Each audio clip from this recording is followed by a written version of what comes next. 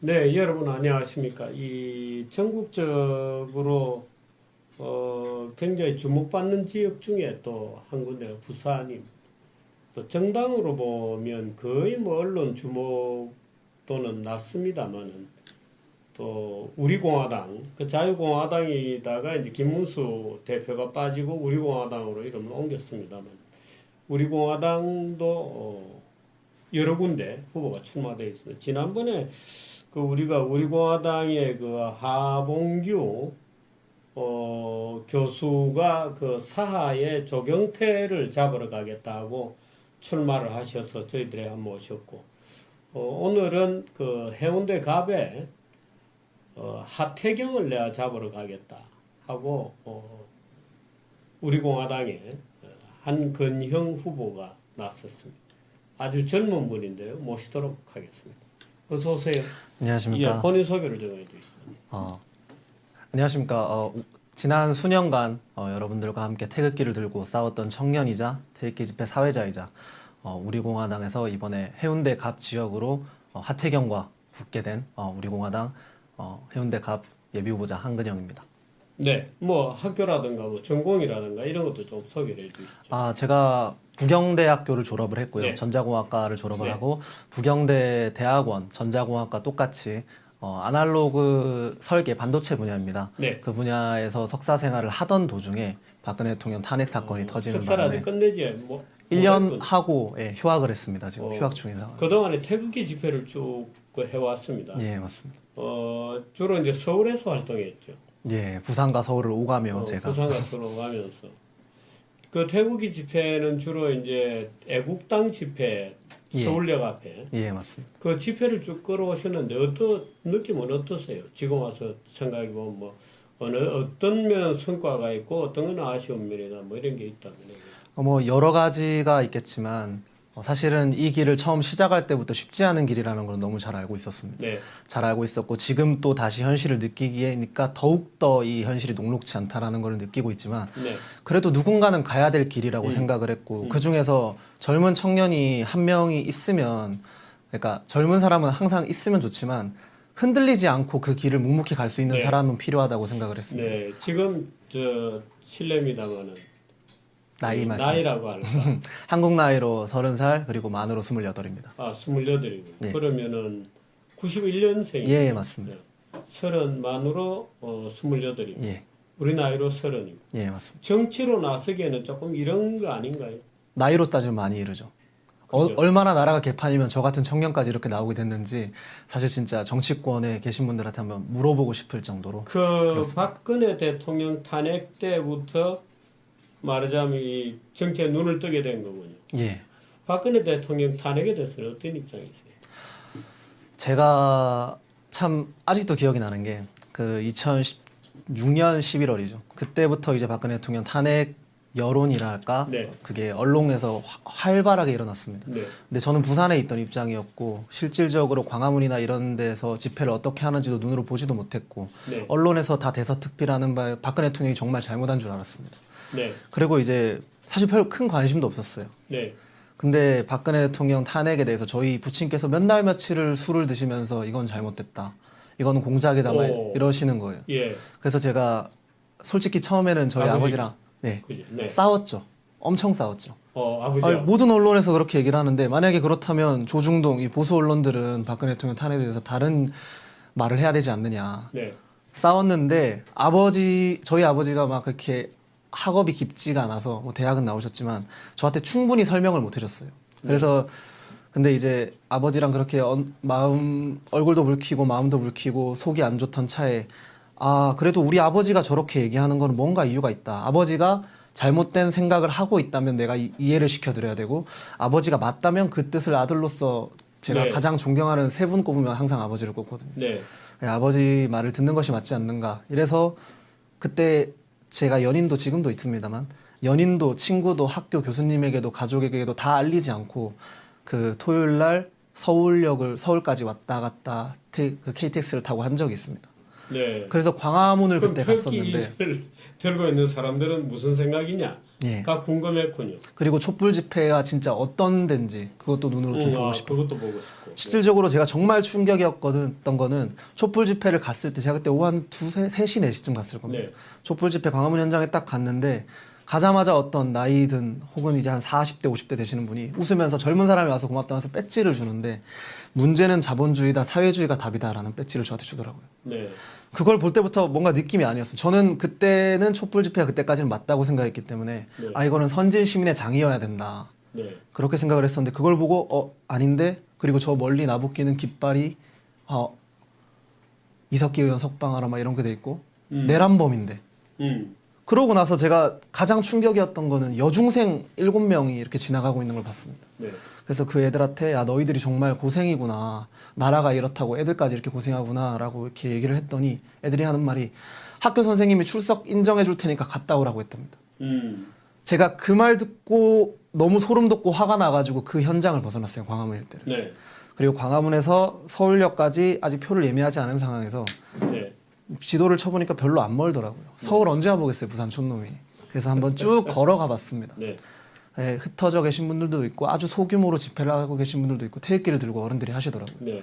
박근혜 대통령 탄핵은 잘못되었다.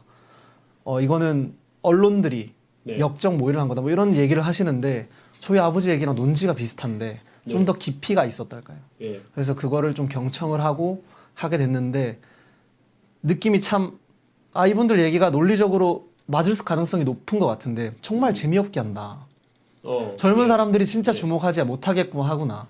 네. 그런 생각을 가지고 부산으로 내려갔습니다. 네. 딱 부산에 내려와서 제가 든 생각은 네. 탄핵은 내가 생각했던 것과 다른 결과물일 수도 네. 있겠구나.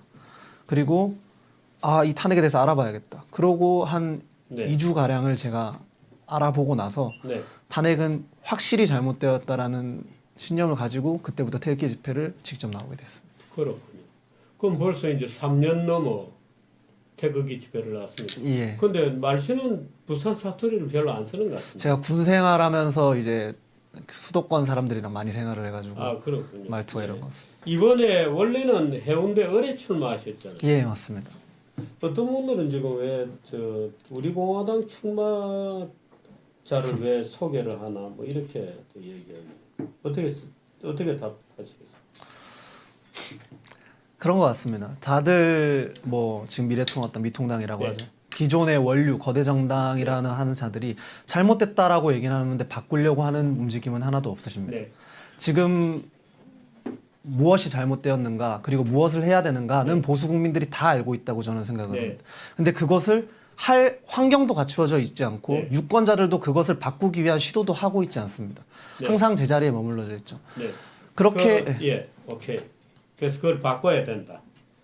이 해운대 을에 원래 나오셨다가 네. 해운대 갑으로 지금 옮기셨어요.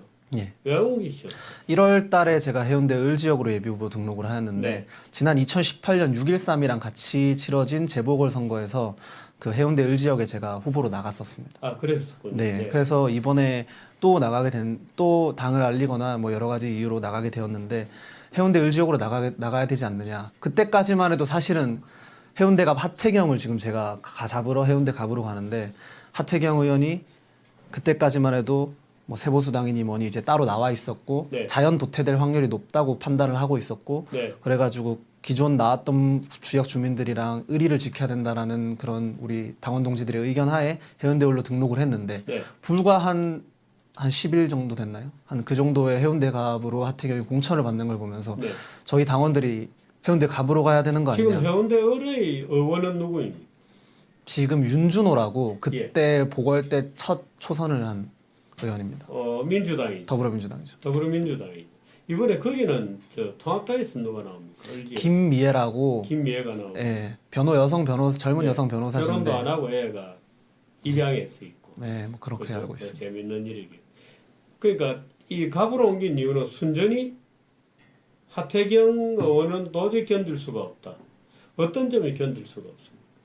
탄핵 과정에서 그자가 했던 짓은 저는 절대 용서받을 수 없는 일이라고 생각합니다. 네. 탄핵을 대해서 얘기를 할 때 저는 그런 얘기를 많이 합니다. 제 친구들이랑 이렇게 얘기를 나눠보면 네. 보수 성향이 정말 강한 아이들인데 그 아이들이 얘기를 나눠보면 미통당, 거대 보수 쪽을 지지를 하지 않습니다. 말을 네. 하는 걸 보면. 왜 그렇게 얘기를 하느냐라고 물어보면 애들이 항상 자기들은 지는 거 싫어한답니다. 지금 자기가 수년간 흘러와서 경제나 안보나 여러 가지가 보수에서 주장하는 논지가 맞다라는 걸 이해는 했는데 네.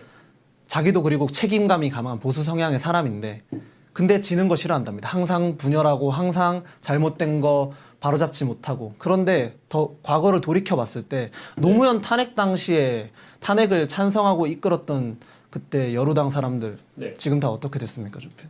네. 그런데 왜 보수 진영에선 그걸 하지 못하죠? 그리고 지난 3년간 문재인 정권 출범 3년간 지금 미통당 그리고 과거의 자유한국당 사람들 중에서 문재인 정권과 싸운 사람이 누구 하나 제대로 있었다고 저는 생각을 하지 않습니다. 네. 미통당이 네, 국민들은 사실 지금 굉장히 답답하고 저 그 사람들 생각을 좀 알 것 같습니다. 이제 네. 자신들이 바로 잡는 것보다 그냥 적당히 문재인 정권이 더 망해야 자신들이 당선되기 더 유리하겠다 이렇게 판단을 하고 있겠죠. 근데 그 과정에서 몇 채 국민이 몇 채 이제 사람들의 생명이 네. 이 나라의 경제가 무너져야 네. 그거를 진정으로 바로잡고 자신들의 책임을 다하는가. 네. 솔직히 좀 국민의 입장으로 화가 많이 나거든요. 그렇게 되는 이유는 어디에 있다고 보십니까? 가장 기본적으로는 저는 인성을 들고 싶은데 그 보수 정치인이라는 사람들 중에 국민을 섬긴다라는 정치인은 저는 별로 없다고 확신을 하고 있습니다. 보수의 이념이 시장을 지지를 하고 그리고 이 전체적인 경쟁을 활성화시킨 다음에 네. 전체 모두가 그 낙수 효과 느리게 해서 다 잘 살 수 있게끔 최대한 한다면 네. 경쟁이 활성화되고 해야 되는데 자신들은 경쟁하기 싫거든요. 의원으로서. 네. 그렇기 때문에 특정 세력이 있는 사람들, 특정 돈이 많은 사람들, 그런 사람들과 결탁하고 그리고 언론들과 결탁을 해가지고 그러한 구도를 만들어서 실질적으로 노력은 안 하는데 뭔가 있을 만한 이슈가 되는 곳에 나타나가지고 만일에 이번에 한건영 후보가 해운대 갑에서 선전을 했다. 그래서 1등으로 되면 좋은데 만일에 선전을 했는데도 1등이 못 되었다. 하태경의 표를 잘라 먹으면서 민주당이 당선이 되었다. 그런 문제도 있지 않을까요? 그것은 제가 감당해야 될 그 부분이라고 생각을 하고 저는 네. 그럼에도 하태경은 쳐내야 될 사람이라고 확신을 하고 있습니다. 아니 정의의 자기가 감당하는 건 좋은데 네.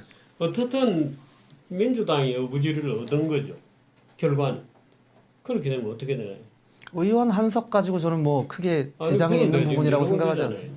조경태 잡으러 가는 우리 네. 박홍규 의원도 그렇고 미래통합당은 저렇게 가지만 지금 우리 공화당이 창원성산 뭐 이런 데서 있었던 예. 공격을 받을 가능성은 없나요? 우리 당 자체가 네. 당연히 받을 가능성이 있겠죠. 하지만 그럼에도 무릎쓸 가치가 써야 된다. 있다고 가치가 저는 있다. 생각합니다. 그렇고 본인은 정치를 언제부터 생각했습니까? 저 박근혜 탄핵 때부터 생각했나요? 정치를 생각한 적은 솔직히 믿으실지 모르겠지만 사실 딱히 없습니다. 정치와 제가 맞는 사람이라고도 생각을 안 하고 요거 있어 보면서 이게 얼마나 더럽고 얼마나 그런 이합집산에 밝아야 정치는 왜 들어오지나요? 거대한 권력이니까요. 권력을 잡는 싸움이니까요. 나라를 좌지우지할 수 있는 싸움이기 때문에 그것에 부합되는 여러 가지 부스러기들이랄까 그것에 창출되는 게 많거든요. 낙선시켜야 되는 이유. 박근혜 대통령 주장하는. 예. 네. 박근혜 대통령 탄핵은 저는 보수 역사에서 다시 아예 없던 일로 되짚어야 되는 일이라고 생각을 합니다. 네. 제가 박근혜 대통령을 굳이 그렇게 살려야 되고 박근혜 대통령을 한다고 하는 이유는 저는 네. 박근혜 대통령 덕을 입은 적도 없고 저희 집안도 덕을 입은 적도 없고 박근혜라는 개인에 대해서 제 나이가 네. 30인데 뭐 얼마나 많이 알겠습니까? 네. 잘 알지도 못했지만 그분의 이력을 쭉 이제 와서 돌이켜보지만 네. 탄핵을 봤을 때 진짜 이 나라의 친북 종북 집단 그리고 이 나라의 정말 잘못됐던 네. 것들 이 나라의 노조 집단들과 국민을 살리기 위해서 경제로나 안보로나 안전이나 뭐 여러 가지 면으로서 네. 진정으로 싸웠던 유일한 지도자였다고 생각을 합니다. 최근 들어. 그런 점에서 이 사람을 묻어버리고 간다. 이 역사를 묻어버리고 그러니까 간다. 하태경이 뭘 잘못했어? 탄핵 과정에서 있었던 거를 그러니까 제가 다 얘기를 하면 어떤 일을 박근혜 대통령 네. 탄핵이 당연히 돼야 된다라고 그때 아 이걸 그거 설명을 하라니까 너무 많아서 시간 관계상 네. 될지를 모르겠는데 하나만. 뭐 하나를 짚어야 될까요? 자, 그다음 탄핵 몇 적 중에 한 명인가요? 탄핵 7적 중에 한 명입니다. 7적 중에 한 명이죠. 5적에서는 제가 되었는데 7적까지입니다. 5적은 누구죠? 5적은 일로 김무성, 유승민, 유승민. 그다음에 권성동, 그다음에 김성태. 김성태, 홍준표 이렇게입니다. 7적이 되면 이제 하태경이 들어가고 이해웅까지 들어가. 이해운까지 들어가고. 하태경은 아직까지 그 탄핵에 대해서는 입장이 바뀌지 않았죠. 그렇죠. 저는 뻔뻔하다고 보고 있습니다. 뻔하다. 그 하태경의 근데 어떻든 해운대구 주민들은 하태경을 선택을 했어요.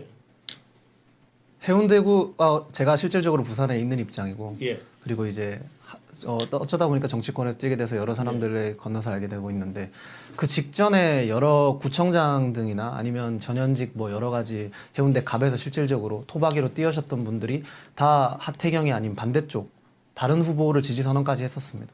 그런데도 하태경이 지금 공천이 되면서 해운대 갑이 지금 굉장히 시끄럽습니다. 아니 공천이 된 게 아니라 선거 국민들이 찍었잖아요. 하태경은 경선에서. 그거는 저는 언론의 주목도의 문제 있다고 생각을 하거든요. 그럼 유명한 말 있잖아요. 유명해지기만 하면 당신이 뭐를 해도 사람들이 박수 쳐줄 것이다. 유명한 말이 있지 않습니까? 그게 언론의 정말 무서운 점이라고 생각을 합니다. 알려지기만 안 좋은 의미로라도 알려지는 게 좋은 의미로도 못 알려지는 것보다 낫더라고요. 실질적으로 실제 세계에서. 혹시 그 여론조사라는 게 역선택이 있었나요? 예를 들어서 해운대구에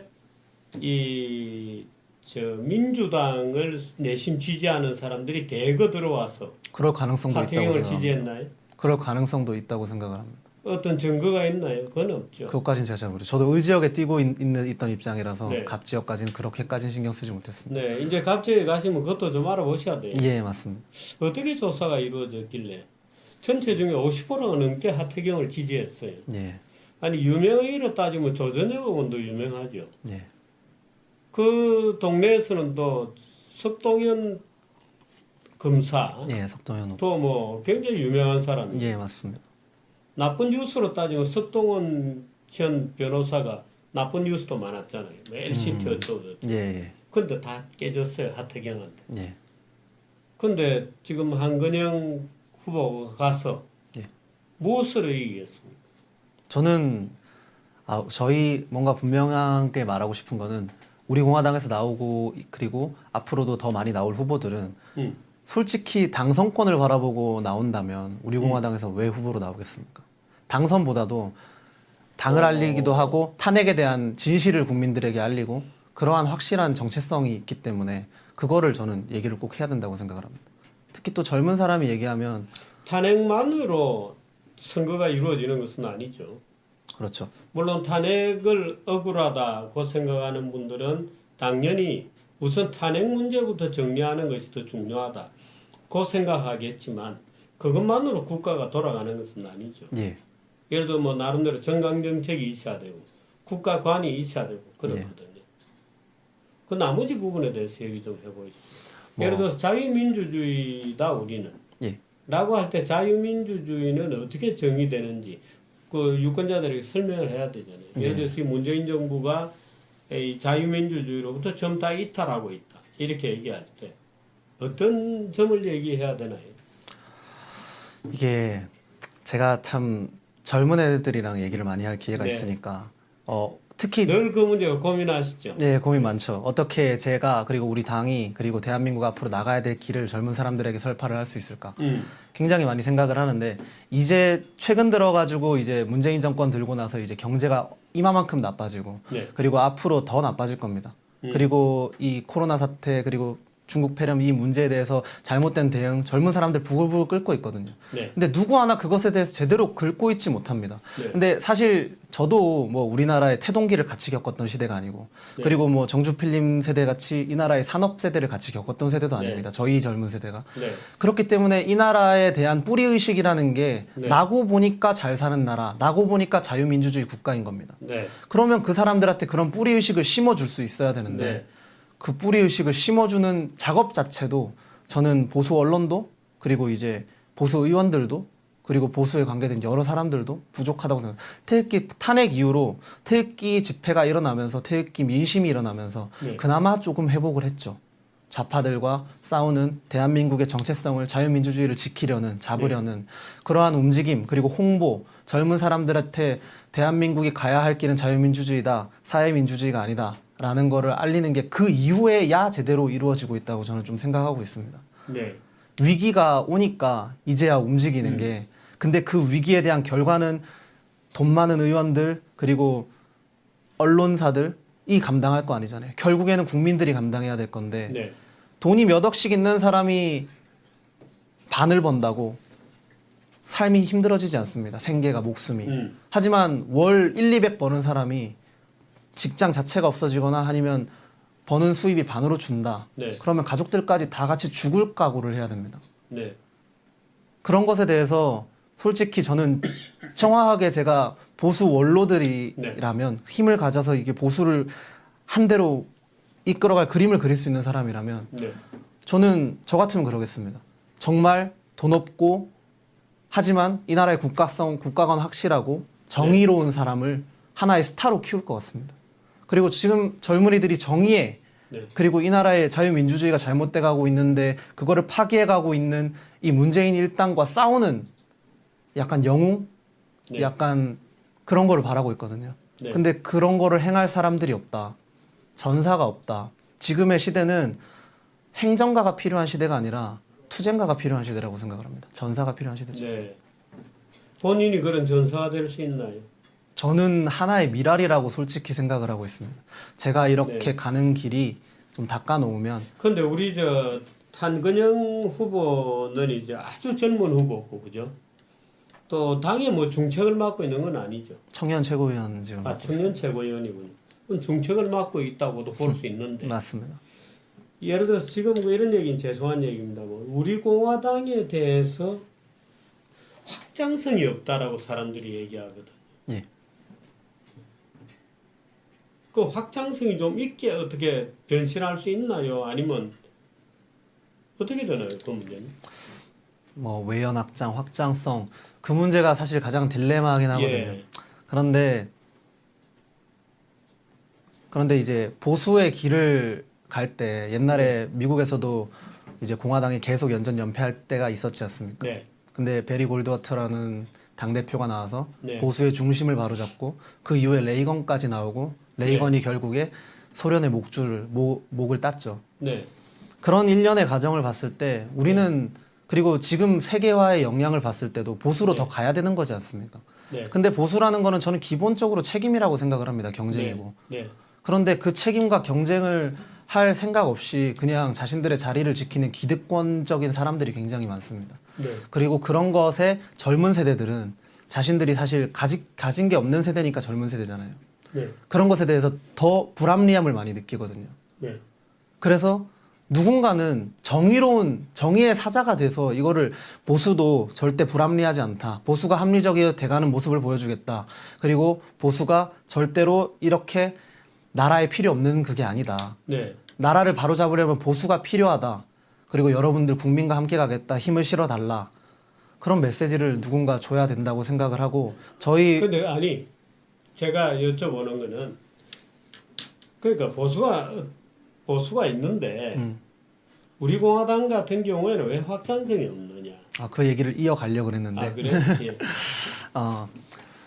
박근혜 대통령 탄핵 무효라는 거를 바로 짚고 넘어간다는 게 네. 쉽지가 않습니다. 왜냐하면 노무현 때가 탄핵 때를 다시 짚고 넘어가면 그때는 헌재에서 막혔지 않습니까? 네. 근데 이번에는 헌재까지 다 넘어가면서 박근혜 대통령 탄핵이 넘어갔거든요. 그러니까 다시 넘어간 이 배신자 표가 헌재에 의해서 제동이 걸린 것이 아니라 아예 다 넘어갔기 때문에 대세에 의해서 솔직히 저는 그 미통당의 대부분의 사람들을 이렇게 조금 평가를 하는데 뭐 아닌 분들에겐 죄송합니다만 평생 약간 공무원 혹은 이제 판검사 생활을 하면서 네. 평생 약간 줄 타가지고 교수직 뭐 이런 생각 해가지고 그 자리까지 앉은 사람들 좀 굉장히 많다고 생각을 합니다. 네. 그러다 보니까 자기 자리에만 연연하지 싸울 줄을 모르고 네. 그런 사람들이 있는 정당 그리고 이번에 뭐 유승계 들어오면서 있었던 일련의 과정들 보수 국민들의 목소리보다는 보수 국민들은 어차피 우리가 뭔 짓을 하든 우리를 찍어줄 수밖에 없어 네. 라는 그런 오만함 네. 그런 것을 바로잡으려면 우리 공화당은 그걸 바로잡는 문재인 정권을 바로잡는 가장 핵심 단추가 박근혜 대통령 탄핵을 바로잡는 거라고 생각을 했고 근데 네. 그만큼 가시밭길이기 때문에 그만큼 어려운 길이기 때문에 사실 이것에 자기가 가진 것이 많은 지킬 게 많은 기득권적인 의원들은 사실 합승하기 힘들죠. 실질적으로 그렇게 생각을 하고 있고 네. 그렇게 하려고 노력은 하겠습니다만 어렵다고 생각을 합니다. 박근혜 탄핵 무효라는 주장이 현실에서 정치적으로 받아들여질까요? 논리적으로 예를 들어서 탄핵에 문제가 많았어. 예, 탄핵은 잘못되었어라고 주장할 수는 있는데 예. 탄핵 무효, 박근혜 대통령 복귀 이렇게 가면 조금 다른 문제죠. 예. 근데 저희는 우리 공화당은 그렇게 주장을 하고 있고 네. 어렵고 사실 저도 어려울 거라고 사실 불가능에 가까운 일이라고 생각도 하고 네. 있습니다. 하지만 해야 될 길이라고도 생각을 하고 있습니다. 네, 그렇군요. 네. 이번에 해운대구로 가서 다른 슬로건은 지금 뭐 별로 그냥 하태경 심판 이거군요. 저는 탄핵 무효, 친중 아웃, 그 다음에 내각제 국민을 속이는 내각제 개헌 아웃, 개헌 세력 아웃 이 세 가지로 갈 생각입니다. 친중 아웃, 내각제 개헌 세력 아웃. 내각제 개헌 세력 아웃, 탄핵 무효. 예. 친중 아웃이라고 하는 것은 무슨 뜻이죠? 그 작년 연말쯤에 네. 대만에서 스파이 나온 이름까지는 언급하지 않겠습니다만 네. 스파이 나온 사건 기억하시죠? 네, 네. 그 사람이 호주에 망명 신청을 하면서 자신이 대만에 그리고 홍콩에 일련의 사태들에 그리고 호주, 뉴질랜드 그리고 수많은 나라들의 자금 세탁 그리고 정당 지지 대선 후보까지 만들고 네. 대만에서는 그러한 과정을 공개하면서 굉장히 무서운 말을 했습니다. 친중 정당뿐만 아니라 친중 정당의 반대쪽에 있는 정치인들도 자금 세탁에서 지원을 했다라는 말을 했습니다. 네. 저는 그게 지금 대한민국의 보수 언론이라고 하는 조중동에도 포함이 되어 있다고 보고요. 확실하게. 그리고 지금 기득권 정당인 미통당에도 확실하게 있다고 보고 있습니다. 친중 뭐라고 해야 되나? 친중의 영향력 안에 있는 사람들. 네. 친중 세력. 네. 네. 이거는 1%의 논란의 여지도 없이 100%입니다. 확신을 하고 있습니다. 친중 세력들이 있다. 네. 없다고 보는 게 순진무구한 걸 겁니다. 친중 세력으로 대표적으로 우리 정부에서 친중이다 그렇게 정책적으로 친중으로 갔던 분은 박근혜 대통령이잖아요. 문재인 정권 하면 더 심하지 않습니까? 아니 그러니까 박근혜 대통령부터 시작이었죠. 저도 뭐 박근혜 대통령에 대한 모든 부분을 제가 찬성을 하는 예. 입장은 아니고 뭐 박근혜 대통령의 뭐 인사를 하는 부분이라던가 뭐 정주필님이 또 인사 문제, 인사 문제라든지 아니면 뭐 중국과의 관계 네. 문제라든지 전승절 가고 그런 얘기를 하시는 거잖아요 지금. 네. 그런 것에 대해서 저는 100% 찬성을 할 수는 없지만 그분 나름대로 고심하고 뭔가 하고자 했기 때문에 한 거다. 그리고 그때 당시에 좀 제가 지금 보기에는 감히 제가 박근혜 대통령을 언급하기에는 좀 보잘것없지만 제 생각에는 그때 당시에 본인 때에서 이 나눠져 있는 남북한의 분단 문제를 매조짓고자 했던 것 같아요. 그리고 좀 조급하셨던 것 같아요. 자기 다음에는 누가 확실히 할 사람이 없다라고 생각을 했던지 아니면 조급했던지 어찌됐건 자기 대에 마무리 지으려고 좀 너무 성급했다고 생각을 하고 있습니다. 그리고 그때 당시에 실질적으로 사드 문제나 여러 문제에서 네. 이 한반도 문제를 확실하게 해결하기 위해서는 미국만으로는 미국 입장도 확실하지 않을 뿐더러 불가능하고 그리고 중국 얘기를 하지 않으면 중국과의 협상을 거치지 않으면 그것 자체가 불가능하다고 판단하셨던 것 같습니다.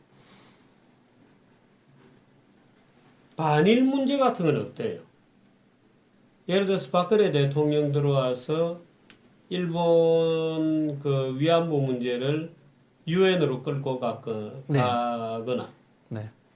또는 또다시 문제를 삼아서 위안부 협정을 새로 맺거나 반일의 기본 구조도 박근혜 대통령이 깔았던 거 아닌가요?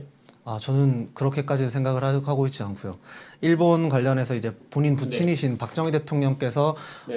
일본과의 협의를 하셨던 거를 확실하게 이행을 하고자 위안부 문제가 그게 항상 좌파들이 걸고 넘어지는 돌뿌리였지 않습니까? 네. 그거를 본인 대해서 금전적으로든 뭐든 확실하게 매조짓고 다음 단계로 한일 관계가 과거에 얽매이지 않고 다음 단계로 넘어갈 수 있도록 본인이 그 멍해를 짊어졌다고 저는 생각을 하고 있습니다. 모든 대통령은 그렇게 생각해요. 네.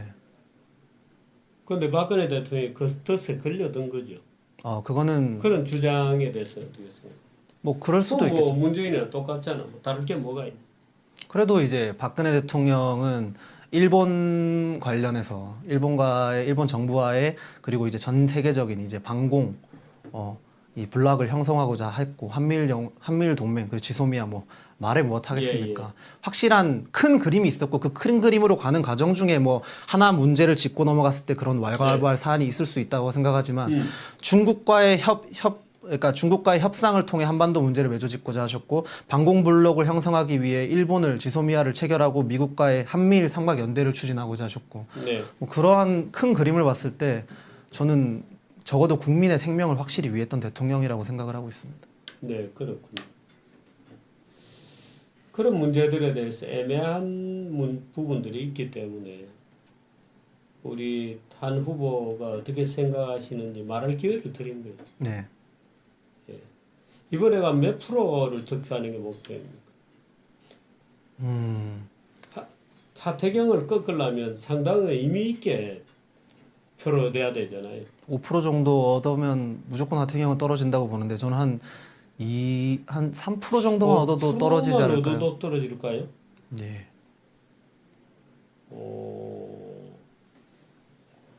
그럴까요? 한 10% 정도는 얻어야 떨어지는 거 아닌가요? 저는 뭐 10%, 15%뭐 원한다면 당선까지가 당연히 모든 후보의 목표이지 않겠습니까? 네. 근데 뭐 현실은 녹록치 않으니 근데 하지만 무조건 하태경은 떨어뜨려야 되는 것이 제가 짊어져야 할 사명이라고 생각을 하고 있습니다. 그렇군요. 한국 통합당에 대해서 이 약간의 증오감 같은 걸 갖고 있습니까? 증오감을 넘어서 그 사람들을 더 이상 보수라고 저는 생각을 하지 않습니다. 이번 개헌 문제에 대해서 너무 네. 확실하게 드러났다고 생각을 하고 있습니다. 어쨌든 당론은 개헌도 반대 투표하기로 했잖아요. 반대 투표를 하기로 했지만 배신표가 안 나올까요? 그런데 탄핵에서도 그렇게 김무성 나옵니다. 등 일본의 문제 아닙니까? 그것 하나 단속하지 못한 당의 문제도 있지 않습니까? 그런 사람들을 받아들인 거는 나갔다가 들어온 사람이잖아요. 김무성 등 사람. 네. 그런 사람들까지 받아들였는데 단속 못하는 거는 당의 역량의 문제라고 생각합니다. 당의 역량입니까? 황교안의 문제입니까? 황교안과 당 전체의 문제라고 생각합니다. 지도자로서 한계가 너무 좀 분명히 드러나는 부분이라고 생각합니다. 만약에 정말 지도자였다면 그 개헌에 발의했던 의원들은 바로 출당 제명 정치했었어야 됐다고 이번에 그런 문제가 있군요. 바로 예. 출당 조치하든지 그죠? 예. 당론만 반대다 이렇게 할 게 아니고. 예. 근데 황교안 본인도 뭐 대통령 저도 권력 그렇게 문제에 대해서 개헌을 맞습니다. 하겠다고 얘기했으니까. 예. 저는 일종의 사기라고 생각합니다. 개헌은. 어떤 사기? 무엇을 위한 사기? 대통령 직선제를 위해서 국민들이 사실 뭐 우리 우파 진영에서는 뭐 민주화니 뭐니 이거에 대해서 말이 많지만 사실 결과적으로 대통령 직선제랑은 의미 있는 결과물이라고 생각을 합니다. 이 나라의 국정 전반을 운영하는 실세를 국민의 손으로 나라의 주인인 국민이 직접 뽑는 건데 네. 그거를 외교 안보에만 대통령은 치부하도록 하고 기득권 네. 정당 양당들만 합의하면 얼마든지 이 나라 국정을 움직이는 사람을 마음대로 뽑을 수 있는 거지 않습니까? 내각제라는 게 이현 집정부제라는 게 그리고 그 이원 집정부제라는 거를 내각제라는 것이 보다 선진적인 형태 아닌가요? 그렇게 볼 수 모르는 있지만, 겁니다. 저는 아까 내각제 반대입니다만. 저도 뭐 대통령제도 한계가 분명히 있다고 네. 생각을 하는 사람이고 내각제도 한계가 있다고 생각을 하지만 네, 이원 집정부제 내각제를 주장하는 사람들은 유럽식 이원 집정부제를 얘기를 해요. 네, 내각제를 유럽식 내각제를 얘기를 하는데 가장 콕 집어 얘기하면 오스트리아식인데 네, 그 사람들은 대통령은 외교 안보에만 집중을 하고 국정 전반은 총리가 하자. 네. 이렇게 얘기하면 오스트리아는 유럽 한 중반에 있어가지고 여러 나라의 균형 견제 속에 외교만 신경 쓰면 되지 딱히 안보 신경 쓸 게 없지 않습니까? 그런데 우리나라는 실질적으로 중국에 북한의 영향권에 속해 있고 네. 굉장히 지금 세계 3차 대전이 한반도에 일어난다 만다 하는 곳에서 네. 그러면 아니, 제가 지금 웃는 이유는 네 정규제의 유도 신문에 속지 마세요. 이렇게 누가 한반도에서 만약에 보수 대통령이 나오고 네. 저쪽에서 또 다수당을 차지해서 예를 들어서 총리가 좌파 진영에서 나왔다. 네. 외교 안보를 대통령이 외교 문제를 실질적으로 해결하려고 하는데 근데 안보 문제는 실질적인 바른 행정이 즉각적인 행정이 중요하지 않습니까? 네. 근데 그거를 총리랑 또 이제 정쟁하느라고 시간 다 나면 그런 상황이 실질적으로 국지 도발이나 아니면 실질적으로 전쟁이 일어난다면 그 대통령제를 계속한다고 해서 문재인보다 나은 사람이 대통령이 될 거라는 보장이 없잖아요. 저도 그거는 아쉬운 부분이라고 생각을 네. 하고 있지만 민주주의에 예. 그러니까 중국 공산당이나 뭐 그런 체제가 아니라 민주주의에 국민에 의해서 돌아가는 거면 그것을 그 주인인 국민이 표를 찍는 국민이 올바른 판단을 하도록 정치권에서 그리고 언론에서 계속 알려주고 독려를 해야지 그거를 국민의 권한을 뺏고 잘못된 부분을 그냥 아예 말이 안 된다고 생각을 합니다. 덮고 가려고 하는 이러한 움직임. 그리고 원천적인 해결 방법도 되지 못하고요. 인간은 신이 아니기 때문에 네. 인간이 올바른 선택을 할 수 있도록 정치권이 그러한 책임을 져야 되는 거 아닙니까? 인간은 신이 아니므로 예. 모든 권력을 대통령이 갖고 있는 것은 너무 위험하지 않나요? 실질적으로 모든 권력이 예를 들어서 대통령을 문재인보다 나은 대통령이 나오리라는 가능성이 별로 없다. 지금 우리나라 체제 하에서 실질적으로 야당에 네. 문재인이 저렇게 독주를 하고 있었던 거는 저는 문재인이 잘나서거나 우리나라 체제의 문제가 아니라 네. 무능력한 야당의 문제라고 생각을 합니다. 네. 과거에 있었던 그 지금 더민당의 전신이었던 여러 정당들만 봐도 그 사람들이 야당일 때 어떻게 했었습니까? 뭐 선진화법에 막혀가지고 하는 게 한계가 있다고 하지만 만약에 그 사람들을 지금 세대에 갖다 놨으면 이렇게 무기력하진 못했을 겁니다. 대통령을 제가 가장 강조를 하고 싶은 게 국회의원의 가장 큰 책임은 기본은 권력 견제입니다. 주필님도 그렇게 생각하시지 그렇게 않습니까? 생각하지 않아요. 아 그렇습니까? 저는 권력 견제라고 생각을 합니다. 국회의 가장 중요한 기능은 국회는 입법자니까. 아 저는 그 오히려 대통령보다 더 중요하죠. 그렇습니다. 입법 기능과 그리고 권력 견제 기능이 가장 하다고 생각을 네. 하는데 네. 그 두 가지 뭐 하나 예. 제대로 하고 있지 않지 않습니까? 예. 저는 충분히 여러 가지 그 현행법에 지금 보장되어 있는 야당 의원들이 해야 될 권리와 여러 가지를 활용해서 충분히 문재인 정권을 제재할 수 있다고 생각을 하거든요. 네. 이제는 선을 넘었죠. 이제 와서 돌이키기에는 늦은 것들도 너무 많고 네. 그렇군요. 할 수 있는 사람들인가 싶기도 하고. 최근에 이런 거는 사실 아까 우리 공화당의 청년 최고위원을 또 하고 계시니까 네. 통합당에서 스카우트 제의는 없었어요? 최근에는 없었죠. 최근에는 없었어요. 예전에는 특정 예전 대선 때나 제가 그때도 이제 대한애국당 말고 대한애국당의 전신이죠. 대한애국당도 생기기 전이니까 그때 이제 조원진 후보를 이제 유세 연설 부산 오면 한번 연설도 하고 그렇게 했었었는데 함께 하겠느냐 이런 얘기도 있었지만 그런 사탕 발림에 넘어가고 싶진 않습니다. 지금까지도 제가 춥고 배고팠고 사실 가시밭길이었지만 그냥 온 근데 거는 어떻든 이번에 또 김문수 대표하고 또 이제 어떻든 탈당에 나가버리고 태극기도 분열이 돼 있잖아요. 네. 어떡하죠 이거? 저도 아쉽고 좀 솔직히 진짜 화도 나고 약간 그런데 네. 근데 뭐 함께 잠시나마 함께했던 김문수 대표님을 뭐라 이제 비판 혹은 비난하고 싶진 않지만 근데 김문수 대표님이 말하는 거 하나는 바로 잡아야 될 것 같습니다. 뭐 가치 정당을 자꾸 얘기를 하시던데 지역구 후보 다 사퇴하고 조원진 한 명만 지역구 단일 후보 받고 비례 한 두세 석 얻어서 두 후보 살아남고 그냥 현역 의원들 말고 그냥 이래저래 적당히 몇 명, 두 명 의원을 위한 위성 정당으로만 살아가는 것을 저는 그게 가치 정당이라고 생각하지 않습니다. 그거야말로 두 대표를 위한 기득권 정당 아닙니까? 원래 본인도 지역구로 나와서 살신성인 하려고 하셨던 분이 그런 선택을 그런 말을 하시는 것 자체가 납득이 안 가지만 저는 그거는 결국에 우리공화당 그러니까 태극기 정당을 아예 미통당에 갖다 바치려고 한 격이다 그렇게 생각을 하고 있습니다. 아쉽지만 그렇게 생각하는군. 예 보수 분열 때문에 그런 건 아닌가요? 그것도 부담이 있으셨겠죠. 네. 뭐 보수 분열이 대표로서 되어서 예를 들어서 한 두세 석이라도 분열이 돼서 무너지게 되면 그 책임을 전부 자유공화당이 져야 되거든요. 맞습니다. 근데 예전에 네. 저는 그 시대를 겪진 않았었는데 그리고 예를 들어서 뭐 말을 하려고 해요. 김문수 대표가 뭐 비례가 되고 뭐 이렇게 해서 말하고 딸도록 해보겠다고 생각하는 사람은 아닌 것 같은데.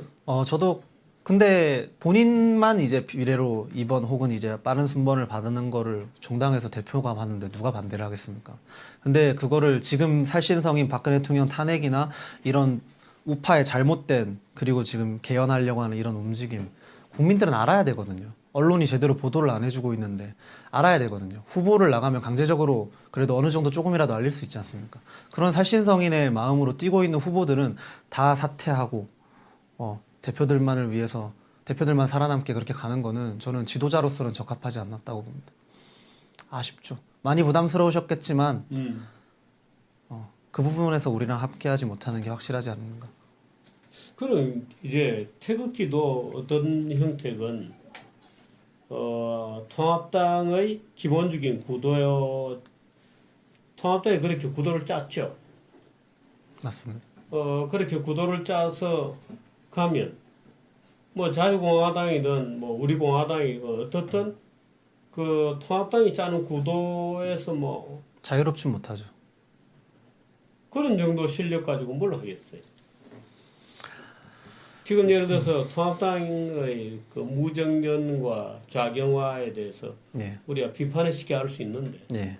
통합당이 박형준이 되었건 누가 되었건 통합당의 책사들이 아주 황금무단의 구도를 짜버렸죠. 그 구도를 못 깨지 않습니까? 아주 사소한 이유로.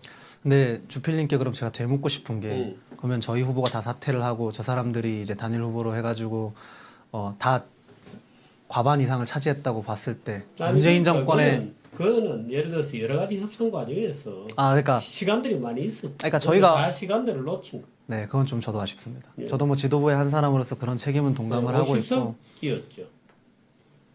어떤 예를 들어 지역구를 끝까지 요구한 것이 저희는 그런 걸 요구한 적이 없습니다. 아니었나요? 네. 일단 만나서 얘기를 하죠. 그러니까 언론에서 정말 잘못 나가 있는 게 박근혜 대통령 옥중 메시지 이후에 황교안 대표에게 조원진 대표님이 만나서 얘기를 하자라고 제안을 했고 김문수 대표님도 그때 같이 있었지만 그 과정에서 뭐 지역 몇 석, 비례 몇 석 이런 얘기를 한 번도 한 적이 없습니다. 네. 아니 그러니까 그건 좀 이미 늦었을 때. 아니요. 처음부터 그런 얘기를 하자. 다 지나간 다음에 뭐. 그러니까 대화를 하자고 계속 네. 얘기를 했는데 그쪽에서 아예 안 했죠. 아니 그러니까 안에 있는 김문수 대표하고도 합의를 못 하는데 무슨 합의가 되겠어요? 아예 안 하려고 작정하고 있는 거 아닌가요? 그렇지 않습니다. 저희는 보수 대한민국이 일단 저희로 인해서 만약에 좌파들에 넘어간다면 저희도 역사의 죄인이 되겠죠.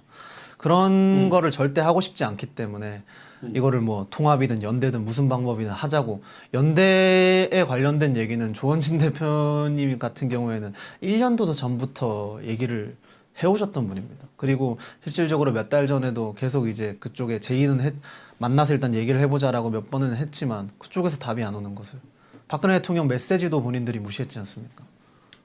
우리 공화당에 대해서 가해지고 있는 비판 중에 제일 따가운 비판은 이런 거예요. 왜 확장성이 없느냐? 그죠? 네. 확장성이 없다. 오히려 우리 공화당이 확장을 차단하고 있는 건가? 그런 느낌을 줘요. 느낌이지만 구체적인 아니, 사안을 어떻게 제시하지 결과적으로 못하시는. 홍문종도 나가버리고 네.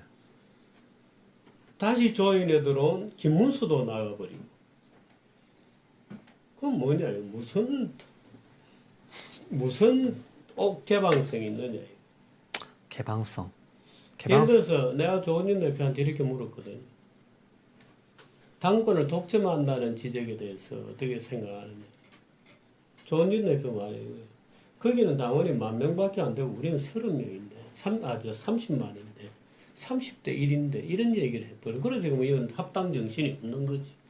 아 근데 그건 너는 흡수됐으니까 무조건 따라와라 이런 얘기지. 그런 게 아니고요. 이번에 김문수 대표 같은 경우에는 네. 김문수 대표는 결국 이제 그 선거인단 비례 선거인단에 관련해서 합의를 못 보시고 나가신 거고 그 전에 이제 합당 협상을 하지 않습니까? 각기 다른 정당으로 있을 때 협상 과정에서 있었던 거는 두 당의 하나로 합쳤을 때 지도 체제와 그다음에 당직자와 이런 부분을 1대1로 한다 해서 그거는 다 배정이 끝났고 그리고 당직자들도 직함이 다 공평하게 1대1로 부어졌습니다. 하지만 근데 이제 실질적으로 선거가 코앞에 있는 입장에서 예. 그거를 계속 이제 누군가는 일을 해야 되지 않습니까? 그리고 그 각 공동 혹은 이제 비슷한 분야에 있는 분들끼리 협의하도록 하고 있었는데 네. 그게 실질적으로 본인들 입장에서는 그렇게 느껴지지 않았다는 거면 저는 할 말이 없습니다. 제가 지켜봤던 입장에서는 안에 그 전혀 모르던 분들이 들어와가지고 일을 하고 있는 거를 저는 계속 봐왔거든요. 네. 그렇군요. 서청원 대표에 대해서 어떻게 생각해요? 서청원 의원에 대해서. 뭐 8선이시고 저는 솔직히 말해서 의원들 자체를 뭐 100% 신뢰하지 않습니다만 근데 서청원 의원님이 네. 서청원 의원님이 오셔가지고 그래도 그것마저도 고단수니까 혹은 제가 속는 걸지는 모르겠습니다만 네. 굉장히 말과 행동을 다르게 하시지 않으셨다 적어도 비공개석상과 공개석상과 말과 행동이 다르진 서청원 않았다. 의원? 예. 네. 본인 의견과 다른 부분이 회의에서 혹은 이제 비공개의 석상에서 정해지는 부분이 있을 수 있지 않습니까? 그 부분에 대해서 뭐 뒤통수 친다든지 그런 행위는 없었던 것 같습니다. 그렇고 사실 이거는 우리 한우에게 네. 물어볼 말은 아니죠. 네, 저는 뭐 지금 이제 해운대 갑에서 어떻게 할 거냐는 것을 물어봐야 되는데 최근에 이제 이 우리 공화당에 대해서 여러 가지 이제 또 당명도 다시 우리 공화당으로 바꾸고 이렇게 돼요. 태극기조차도 하나가 못 되어서 그건 뭐 김문수 지사도 욕을 엄청나게 먹고 있죠. 예. 김문수 지사도 많이, 조원진 대표도 욕을 많이 먹고요. 김문수 지사도 욕을 많이. 태극기조차도 하나로 못 합치면서 무슨 통합당에 대해서 하나로 합치자고 얘기를 하느냐는 논리가 성립되기 때문에 제가 여쭤본 거고. 그 앞으로 이제 우리 건영 씨는 어떻든 정치를 계속해 나갈 겁니다. 아예 자유롭지는 못할 것 같습니다. 그죠? 예. 지역구는 어떻게 됩니까? 원래 그쪽이었나요? 원래 해운대 을 을이었나요? 지역이었습니다. 원래가? 네. 을 지역이 어디까지입니까? 부산 수영까지입니까? 수영 직전에 네. 그 센텀 직전까지거든요. 센텀 파크 있는 쪽. 우동이군요. 아니요, 우동이 갑이고요. 그 제송동, 반여동, 반송동 이렇게입니다. 아 그렇군요. 아 네. 그게 그 인구 얼마나 됩니까? 적죠. 갑에 비해서는 많이 적죠. 갑보다는 적죠. 예, 적죠. 하트경 꺾을 수 있습니까? 하태경은 꺾을 수 있느냐 없느냐의 문제가 아니라 예, 꺾으려 가야 된다의 문제인 것 같습니다. 그렇군요. 예. 이번에 어떻든 거기에 조전혁 후보하고 다 고배를 마셨기 때문에 깜짝 놀랄 투표 결과였거든요. 예.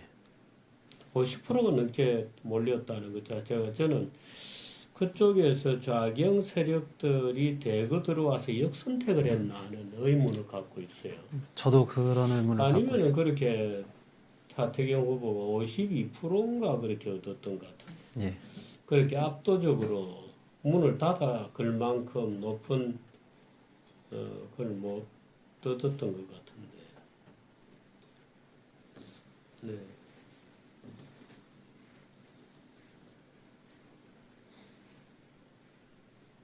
우리 공화당 분들은 지금 여기 댓글에 보니까 많이 들어오신 것 같아요.